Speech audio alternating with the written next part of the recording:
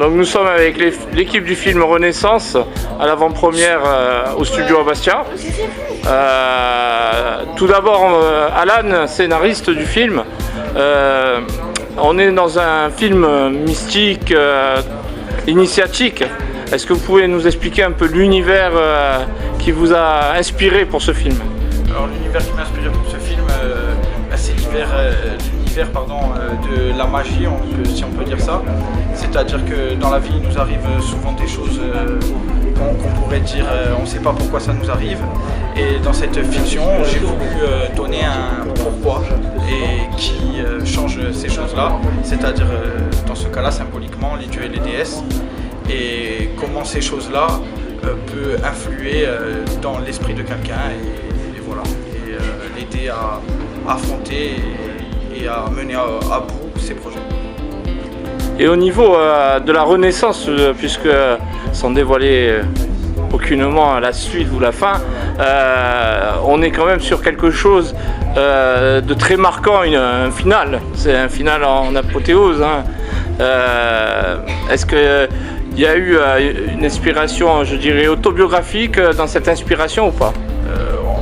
Oui, dans un sens oui, puisque c'est cette renaissance perpétuelle qu'on a tous en tant qu'artistes, de se dire à un moment donné, ça c'est fini, et on part sur autre chose, mais des fois il y a ça c'est fini, et on se retrouve carrément être une autre personne quelque part, avec d'autres idées. Surtout que la bande originale finalement est un prémisse à votre troisième album. Exactement, c'est un prémisse à mon troisième album. Qui va sortir... Et dernier de ce triptyque de vie, mort et donc éternité qui va sortir. Et qui représente en fait encore une fois cette renaissance de l'art qui mène à une éternité de l'art. Merci. Jean-Max, vous avez interprété un rôle assez atypique. Oui. Sur un sujet qui était à la fois extraordinaire et à la fois terre à terre, puisque on est quand même sur une représentation de la jeunesse assez marquée, que ce soit en Corse ou ailleurs. Est-ce que vous en êtes sorti indemne? Alors c'est difficile de répondre à cette question, parce qu'effectivement, après avoir interprété un tel rôle, on se pose des questions. Mais oui, je pense que je suis sorti indemne, mais avec beaucoup de questions et beaucoup de réponses aussi, parce que j'ai beaucoup questionné Alan sur le sujet. Et c'est un sujet sur lequel on mérite de se pencher. Parce que la raison, c'est de dire, en fait, on a toujours une éternelle renaissance.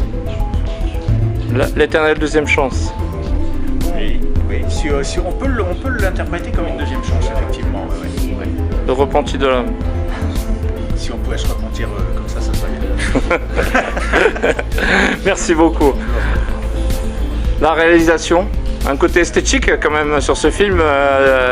Oui, on essaye, toujours dans chaque réalisation, on essaye de lui donner un esthétisme avec une patte individuelle, mais ça reste un gros travail d'équipe. Donc oui, la réalisation, mon premier film fantastique, je me suis beaucoup amusé. Et j'avais des camarades de jeu qui me permettaient justement de bien pouvoir m'amuser. Parce qu'il ne le dit pas, mais je ne le ménage pas. À chaque fois que je propose un film à Jean-Max, il me dit combien d'heures de nuit. Ça faut pas compter les heures, ça c'est cool. Donc c'est un formidable travail d'équipe, la réalisation de ce film. D'ailleurs, vous avez un assistant réalisateur, ouais. Nouvellement. Voilà. C'est un peu la marque de fabrique, je dirais, de donner la chance à des jeunes qui sont acteurs ou même qui entrent dans le cinéma. Film, on est tout à fait comme ça, puisqu'on a eu par le passé des acteurs qui débutaient complètement et qui ont fini par faire un long métrage. Et donc Lucas, du côté acting, on se faisait pas de soucis puisqu'il est issu du théâtre, et donc c'était pas trop un souci pour nous. Par contre, voilà, le fait de lui proposer le poste de premier assistant réalisateur, qui est le poste un des plus durs sur un plateau, et il a mené cette mission haut la main, tant et si bien qu'il est sur les autres, et tant et si bien que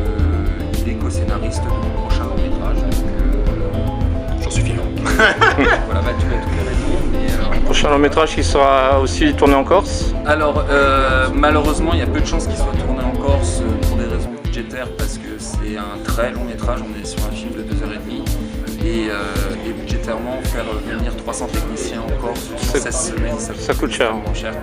Donc, malheureusement, il sera plus tourné sur le continent. Mais l'état d'esprit que je mets dans les films ici reste le même. Hein. En fait, aucun de mes films n'est véritablement un film corse. Ce sont des films tournés en Corse. Voilà. Et en fait, la Corse, au-delà d'être une île, un paysage, etc., c'est avant tout un état d'esprit. Donc, que je prenne mon équipe, qu'on tourne à Marseille, à Bab el-Oued, à Papeete ou sur la Lune, en fin de compte, les films seront les mêmes. Donc, c'est l'énergie qu'on y met dedans, la volonté et l'amour qu'on y met qui font qu'on fait ces films-là. Après, une dernière question. Dans vos films, les derniers, moi j'ai vu le dernier l'année dernière, ouais. Et Ultime Rivage et Renaissance, on voit quand même un aspect de la jeunesse corse qu'on ne voit pas forcément ailleurs. Ouais, Parce que peut-être certains ne veulent pas le voir. Donc, Bah oui, la Corse, ça se limite pas au Châtaigne ou au Brunch. Hein. Donc effectivement, oui, il y a une jeunesse corse, il y a une partie de cette jeunesse qui sont dans des travers et des vices. La jeunesse vertueuse, si ça existait, je pense qu'on serait tous au courant, hein, c'est ça qui sortirait le pays de la crise. Voilà, donc je ne suis pas le genre de cinéaste à taire les choses qui ne sont pas politiquement correctes. Hein, mon prochain film le montre bien. merci beaucoup. Merci.